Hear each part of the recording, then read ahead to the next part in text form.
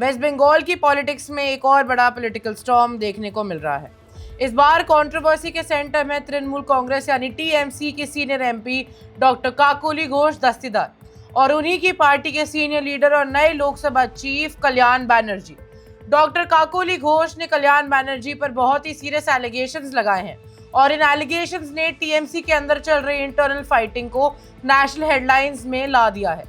काकोली घोष का कहना है कि पार्लियामेंट के अंदर कल्याण बनर्जी ने उनके साथ हाईली इनडिसेंट और डेरोगेटरी बिहेवियर किया है। उन्होंने लोकसभा स्पीकर ओम बिरला को एक फॉर्मल कंप्लेंट लेटर भी भेजा है।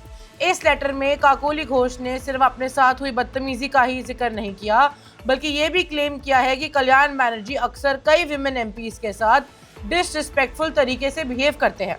और अब इस पॉलिटिकल कंट्रोवर्सी ने टीएमसी के अंदर चल रही फैक्शनल फाइटिंग को और भी एक्सपोज कर दिया है। मैं हूं रिताना मित्तल और आप देख रहे हैं इस वक्त की सबसे बड़ी पॉलिटिकल अपडेट।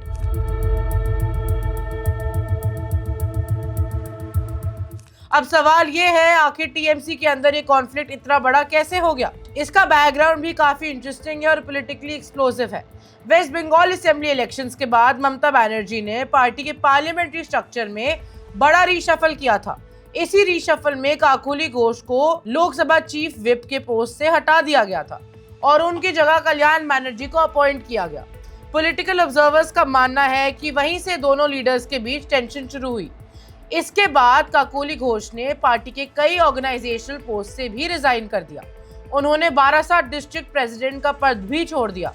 अपने रेजिग्नेशन लेटर में उन्होंने कई सेंसिटिव इश्यूज उठाए, जैसे regional corruption, teacher recruitment scam, RG Kar medical college controversy और पार्टी अफेयर्स में आईपीएसी के बढ़ते इन्फ्लुएंस पर भी सवाल खड़े किए। यहाँ तक तो बात इंटरनल रिबेलियन की लग रही थी, लेकिन कंट्रोवर्सी तब और ज्यादा बढ़ गई जब काकोली घोष बीजेपी लीडर और वेस्ट बंगाल के लीडर ऑफ ऑपोजिशन शुवेंदु अधिकारी के साथ एक मीटिंग में नजर आई।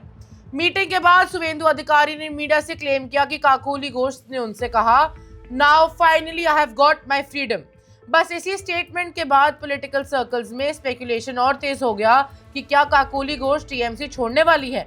क्या बंगाल पॉलिटिक्स में एक और बड़ा पॉलिटिकल स्विच देखने को मिलेगा? फिलहाल इस पूरे मैटर पर कोई डिटेल्ड रिस्पांस नहीं आया है, लेकिन ऑपोजिशन पार्टीज इस कंट्रोवर्सी को लेकर ममता बनर्जी और टीएमसी पर लगातार निशाना साध रही हैं। अब देखना ये होगा कि लोकसभा स्पीकर इस कंप्लेंट का क्या एक्शन लेते हैं और क्या टीएमसी के अंदर चल रही इंटरनल कॉन्फ्लिक्ट पार्टी के लिए और बड़ी पॉलिटिकल प्रॉब्लम बन सकती है। आपका इस कंट्रोवर्सी पर क्या ओपिनियन है? क्या ये सिर्फ इंटरनल पावर स्ट्रगल है या फिर बंगाल पॉलिटिक्स में किसी बड़े पॉलिटिकल शिफ्ट का सिग्नल? हमें कमेंट्स में जरूर बताइए। Subscribe to One India and never miss an update. Download the One India app now.